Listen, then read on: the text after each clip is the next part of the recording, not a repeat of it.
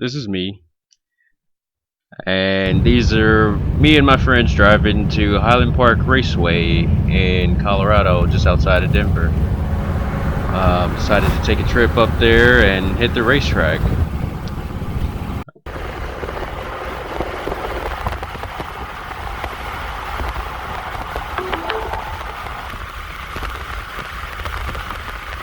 Bring it down, bring it down, bring it down. So our trip plan was to go to Pikes Peak and then also hit the racetrack here. So I'll post Pikes Peak in a different video. But here's my machine. It's a 2015 Kawasaki ZX-10. It's got a Snitch Racing tune and flash, two brothers exhaust. Then it has a K&N air filter. So this is about halfway into the day. Pretty much just practicing here, getting quicker through the turns. It's about 70 something degrees right now. The tires have heat in them, and we're already good to go.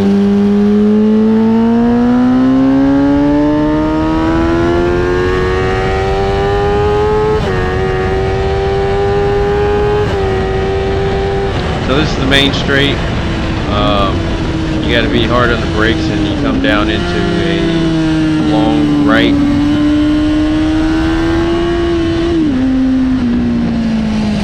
Into an immediate off-camber left turn. I've always slowed down too much for that turn.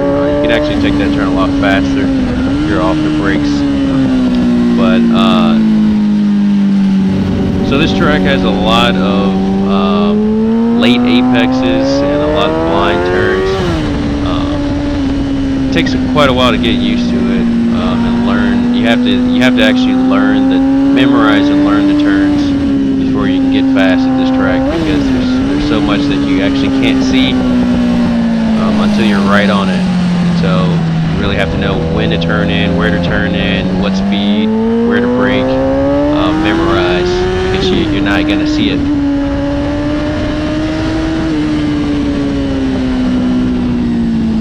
It's actually a pretty nice track. I like this track a lot. It's very technical and a lot of elevation changes, and it requires a lot. From the rider. So what you're seeing right here are the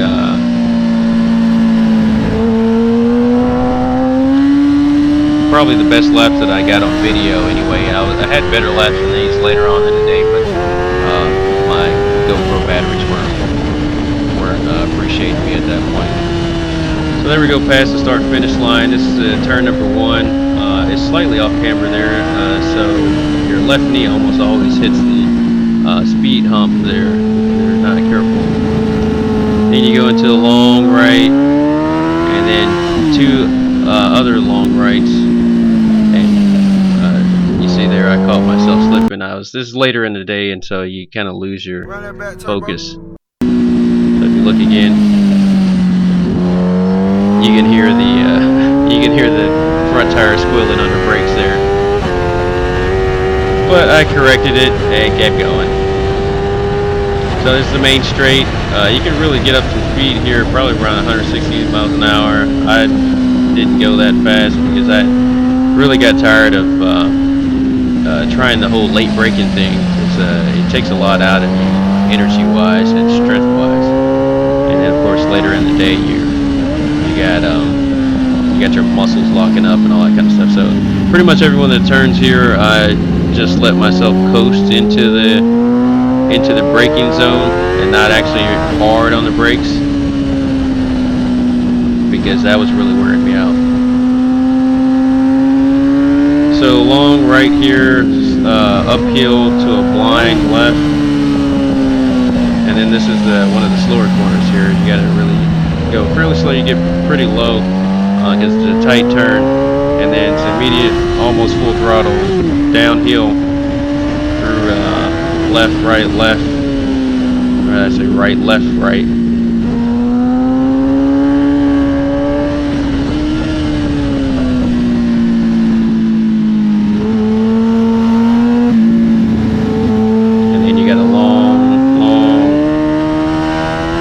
turn, and then again full throttle uphill into another blind left. And I like this one. You can, a lot of times you can hear my front tire squeal on the brakes right there on that left.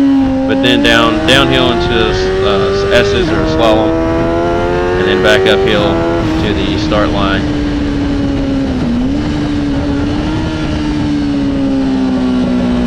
So like I said, a lot of elevation changes and a lot of blind corners.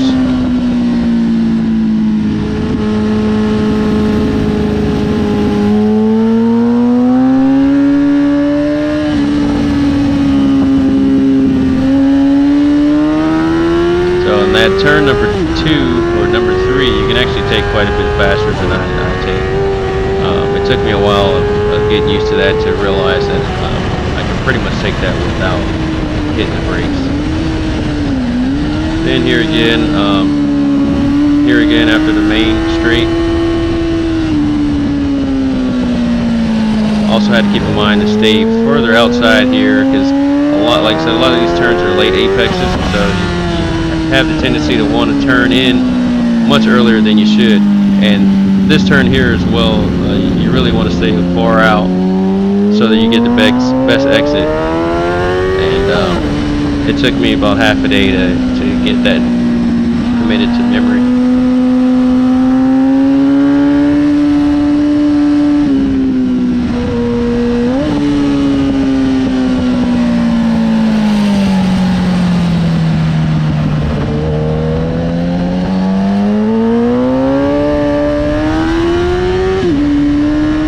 I like this section here. You can go pretty fast. And this turn here, it also took me quite a while to realize that that's actually a pretty fast turn, and you're much slower through it if you're brake trailing, because holding the brake actually makes you stand the bike up, and you can't get through the turn fast enough or faster. So you'll see when I go through that turn next time, you'll see that I pretty much don't hit the brake at all. I just let the engine braking do the job, and then just fall through the turn, rolling through the turn, really. And you can tell I've slowed down here because I think this is the point where my muscles are locking up. Your forearm muscles are kind of getting fatigued, and it was a long drive there, and I tried to drink a lot of fluids and stuff like that the night before, which really does help. But you know, after this many hours on the track, all your muscles just start locking up. So I kind of start taking it a little easy for a second, and I get back on it.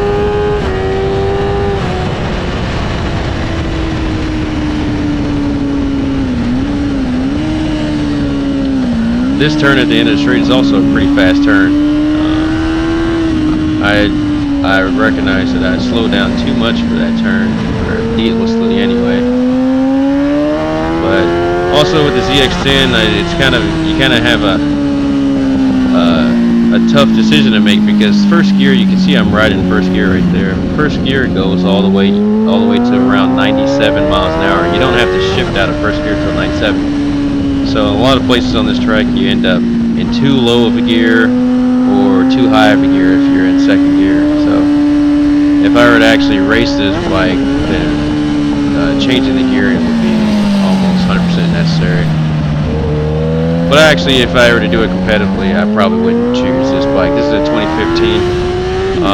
The year after this, 2016 and beyond, they actually made them a lot easier to turn into the corners. So this, I don't know if this bike doesn't feel top heavy, but it does take some input from you and some effort to get it to flip real quickly from turn to turn. So I probably would, if I had the choice, I probably would go with the later generation. So anyway, that's it. This is just a quick short video just to give you a glimpse of what Highland Park Raceway looks like. It's a really nice track. I enjoy it. I highly recommend going to visit and giving it a try, and get a hotel nearest to the track, because we made the mistake of staying in Denver because we wanted to do some stuff in Denver, but it's an hour drive to the track from Denver, so you know, make it easy on yourself.